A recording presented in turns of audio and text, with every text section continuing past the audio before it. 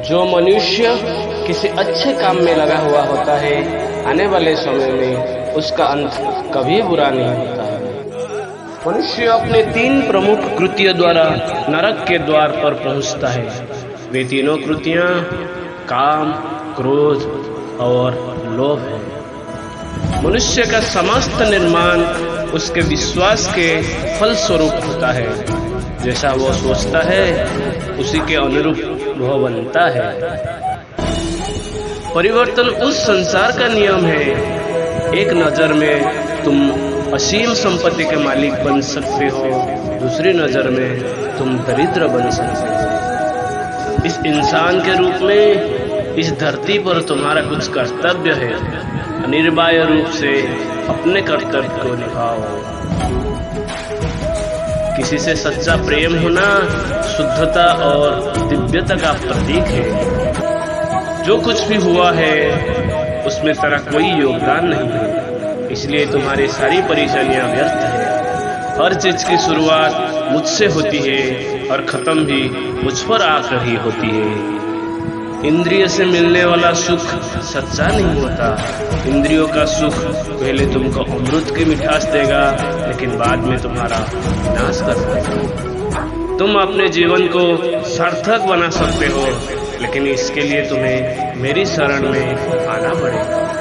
अगर तुम्हें मेरी बातें अटपटी लगती है तो तुम्हें अपने नजरिए को बदलने की जरूरत है। अभी तुम चीजों को उस तरह से नहीं देखते जिस तरह मैं देखता हूँ। अगर एक बार तुमने मुझ पर विश्वास कर लिया तो तुम्हें जीवन में कभी निराशा होना नहीं पड़ेगा। एक बार जो मुझ पर विश्वास करता है उसको मैं कभी छोड़ता नहीं। इस देवत्व का सर्वोच्च मैं हूँ। सब कुछ मुझ पर निर्भर है। अगर तुमने मेरे बारे में जान लिया तो तुम्हारा कल्याण निश्चित है। मैं हर दिल को एक मंदिर की तरह देखता हूँ। जो दिल जितना सुंदर होता है वह मैं उतना ही अधिक ठहरता हूँ। भगवान श्री कृष्ण के चरण कमल इतने पवित्र है कि जो कोई उनके शरण लेता है तुरंत शुद्ध हो जाता है। इस दुनिया में तुम प्रेम सभी को करो, लेकिन पूर्ण रूप में विश्वास किसी पर मत करो। अगर तुमको भरोसा करना है तो केवल कृष्ण पर करो। मन बड़ा चंचल है, इसलिए अपने मन को स्थिर रखो। उसको कभी व्यथित मत होने दो। अपने जो कुछ भी किया वो आपके साथ एक दाग की तरह चलेगा, इसलिए अपने कर्म में शुद्धि लाओ। बुरे विचार मन को दुखी और परेशान कर सकते हैं, लेकिन जब आप कृष्ण में विश्वास करते हो तो कृष्ण स्वयं आपकी सब परेशानियां दूर करने आते हैं। मैंने अभी तक तुम्हारे शरण में आने के प्रस्ताव को स्वीकार नहीं किया है, क्योंकि तुमने अभी तक पूर्ण रूप से समर्पण नहीं किया है। जब तुम शुरुआत करोगे तो स्वाभाविक रूप से तुमको असफलता मिल सकती है। कई बार तुमको गिरना भी पड़ सकता है, लेकिन इसका मतलब यह नहीं होना चाहिए कि तुम उस काम को करना छोड़ दो। एक समय आएगा जब तुम परिपूर्ण हो जाओगे और तुम्हारे सभी काम सफल हो जाएगा। इस काम में मैं हमेशा तुम्हारे साथ खड़ा रहूंगा। मैं तुम्हारे हर छोटे बड़े कर्म में साथ दूंगा। तुम्हारा जो दिल करे उसको करो, लेकिन नम्रता और सरलता के साथ करना, अहंकार के साथ नहीं।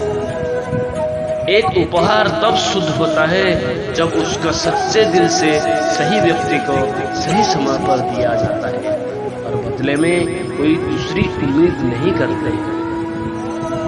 कड़े संघर्ष के बाद प्राप्त होने वाला सुख जिसने आपके दुख को अंत किया है, ऐसे संघर्ष का पहला कदम आपको कड़वे जहर के समान लगता है और अंत में आपको अमृत की प्राप्ति होती है। इस तरह का सुख केवल मन की शांति से प्राप्त हो सकता है। इस धरती पर आने के बाद आपका मुख्य उद्देश्य यहाँ से मुक्त होना है। केवल वही मनुष्य मुक्त हो सकता है जो अपने कर्म में दृढ़ संकल्प के साथ स्थिर है और सुख दुख को समान रूप से सहन करता है। जो मनुष्य अपनी आत्मा की बात सुन सकता है वह मुझसे बात कर सकता है और देख भी सकता है। अपने सभी कर्म को कृष्ण पर केंद्रित होकर करो। आसक्ति को त्याग दो। सफलता और असफलता को एक समान दृष्टि के साथ देखो, क्योंकि आध्यात्मिकता का अर्थ ही होता है संभाव। वह मनुष्य जिसने घृणा को त्याग दिया, जो सभी प्राणियों के साथ समान व्यवहार करता है, जो सुख दुख और दर्द पीड़ा से अप्रभावित है, जिसके अंदर करुणा भरी हुई है और मन शांत है, उसने सही मायने में मुझे प्राप्त कर लिया है। यही वह मनुष्य है जिसको मैं सबसे अधिक पसंद करता हूँ। इस विशाल संसार में तुमको केवल कर्म करने की छूट है।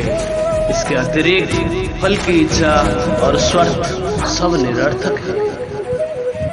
ये सोचकर कभी किसी काम की शुरुआत मत करो कि इसका तुमको कोई फल मिलेगा।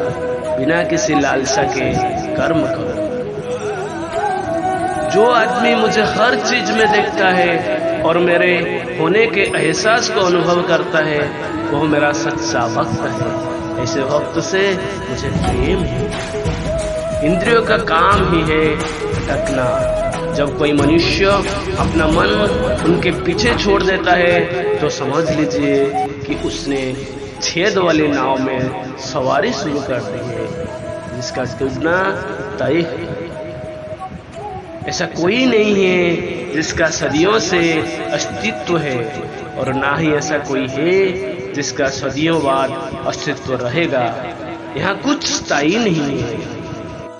तुम उसी को देख पाते हो जो तुम हो, और तुम वही जो तुम देखते हो। मैं सभी के घरों में निवास करता हूँ।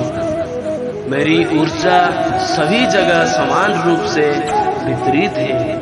जो मुझे पहचान लेता है उसको मैं भक्ति रस प्रदान करता रहता हूँ। मैं सर्वनाश कर सकता हूँ। मेरे रुकने की वजह मेरे भक्त है। जिस दिन मेरे सभी भक्त मर जाएंगे मैं सर्वनाश कर दूंगा। जो व्यक्ति अहंकार से मोहित होकर अपने कर्म को अंजाम देता है, मैं उसके खिलाफ खड़ा होता हूँ। तुम हमेशा के लिए यहाँ रहने वाले नहीं हो।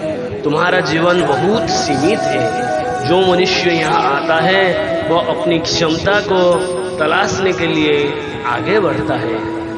यह गलत नहीं है अगर तुम निस्वार्थ भाव से अपनी गति करते हो।